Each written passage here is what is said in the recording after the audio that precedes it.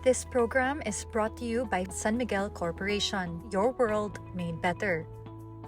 Hello, Baywatchers! Welcome sa ating new season. Last episode na inspire tayo sa mga visions ni dating Pangulong Ferdinand Marcos Sr. Ako pumuli ang inyong host advocate, Gabriel Lopez. At ako naman po ang inyong Mr. Philippine Baywatch 2095, Ace Mayor. Sinilip natin ang mga humble beginnings ng Philippine Reclamation Authority. Ngayon naman, we will dive deeper sa mga inspiring achievements ng PRA. Tutok lang sa mga kwento ng Bay, kwento ng bayan, dito lang sa Philippine Baywatch! Philippine Baywatch, bantay ng pagbabago. Bayan ko, sabay tayo, aangat sa mundo. Pagunlad para sa bayan, bagong buhay ng mamamayan. Isang bagong Pilipinas, sabay-sabay nating lalakbayan.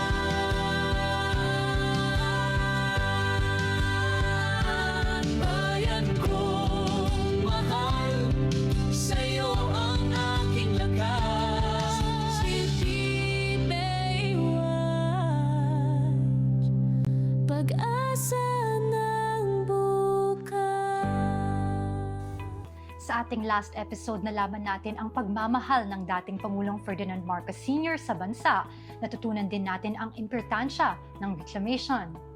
Ayon nga sa pag-aaral, dumarami ang mga tao sa Maynila, pero hindi ang mga lupang tinitirhan natin. Kaya naman, gumawa ng mga scientific interventions si dating Pangulong Ferdinand Marcos Sr. para agapan ito. Habang inaayos ni FM Senior ang bansa, ngayon naman, aalamin natin ang mga inspiring stories ng ating PRA workforce. Watchers, panoorin natin to.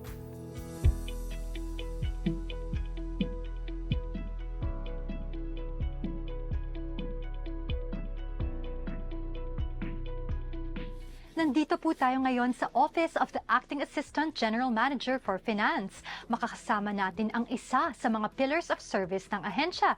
Tara na, Baywatchers!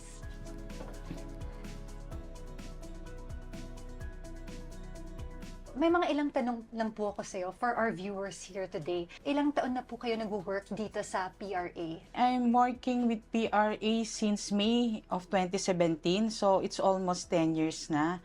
So from Accountant 4 to Division Manager of General Accounting to Department Manager of Accounting Services, and now as a concurrent Acting General Manager for Finance. And what does that mean po? As an Acting General Manager, General Assistant Manager for Finance, I oversee the day-to-day operations of the whole finance office, including the two departments, the Accounting Services Department and the Budget and Treasury Department. Tapos ano po yung mga challenges na na-experience nyo? So the challenges that I experience here in PRA is interesting since PRA has a diverse transaction. So PRA has reclamation projects, has joint ventures agreements, leases agreements, and various transactions with partners, with private partners. That's why napaka-diverse ng accounting exposure here in the PRA.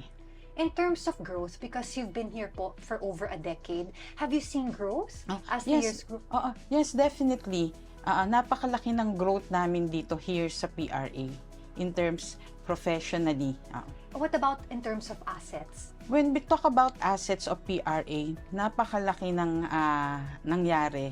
So, last 2023, through the initiative of Chairman Alexander Lopez, PRA adopted the recognition of its real properties, yung kanyang investment properties, from cost method to fair market value method.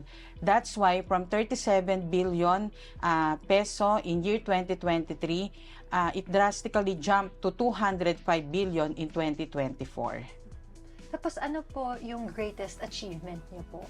My greatest achievement here in PRA is the one who is responsible for the preparation of financial statements, since nandito tayo sa accounting, nandito tayo sa finance, and we are the one responsible in the preparation of those reports wherein doon natin na-record yung pinakamalaking increase ng asset ni PRA. So, yun ang tingin kong achievement na reach namin with this one. Paano napalakas ang organization ng PRA bilang isang Class A GOCC? Okay. Since nasa finance kami, so definitely, specifically sa accounting, ang pinakamahalagang contribution namin sa PRA ay ang financial preparation in compliance to Philippine Financial Reporting Standards. So last 2023, through the initiative of Chairman Alex Lopez, we adopted the fair value method from cost method in recognizing its real property under the investment property accounts. With this one, it drastically increases our asset from 37 billion in 2023 to 205 billion in 2024. So, as per Executive Order number 24 na nagtatakda ng mga prescribing rules and regulation regarding sa compensation ng ating mga Board of Directors ng GOCC, batay sa klasifikasyon ng kanilang asset at revenues. Dahil sa pagtaas ng asset at revenues ni PRA, tayo po ay nakakuha from Class C to Class A na siyang pinakamataas na klasifikasyon. Ito po ay dahil sa effort po ng PRA management sa pangunguna po ni General Manager Engineer Cesar Chador Jr. at ng ating Chairman Alexander Lopez. Sa kabila ng mga hamon, ano po ang patuloy na nagbibigay sa inyo ng motivation upang magsilbi sa PRA at sa bayan? Sa kabila ng mga hamon, ang patuloy na nagbibigay motibasyon upang magsilbi sa bayan ay ang kaalaman na ang bawat tamang numero, bawat maayos na ulat at pagsunod sa batas at patakaran ay direktang nag-aambag sa wastong paggamit ng pondo ng bayan. Kami din po sa PRA ay may ambag sa pondo ng bayan sa pamamagitan ng pag-remit ng dividendo sa Department of Finance at pagbabayad ng tamang taxes sa Bureau of Internal Revenue. Bilang isang accountant sa gobyerno, hindi man palaging kami ang nasa unahan, yung frontliners, mahalaga naman ang aming papel sa pagtiyak ng transparency, accountability at integridad ng serbisyo publiko. Ang pag-alam ng aking trabaho ay may epekto sa tiwala ng mamamayan sa pamahalaan ang siyang nagtutulak sa akin na magpatuloy.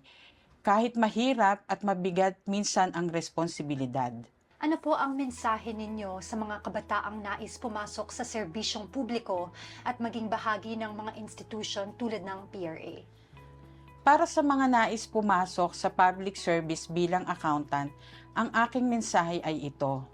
Higit sa kaalaman sa mga accounting standards at financial systems ang kailangan.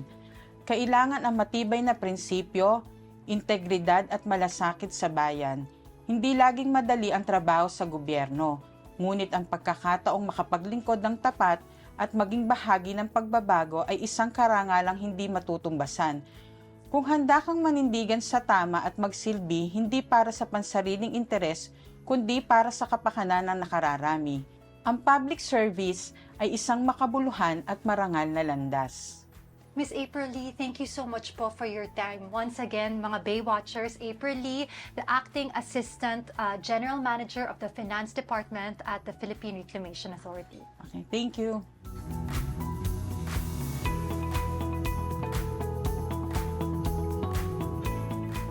Kwento ng Bay, Kwento ng Bayan, Philippine Baywatch.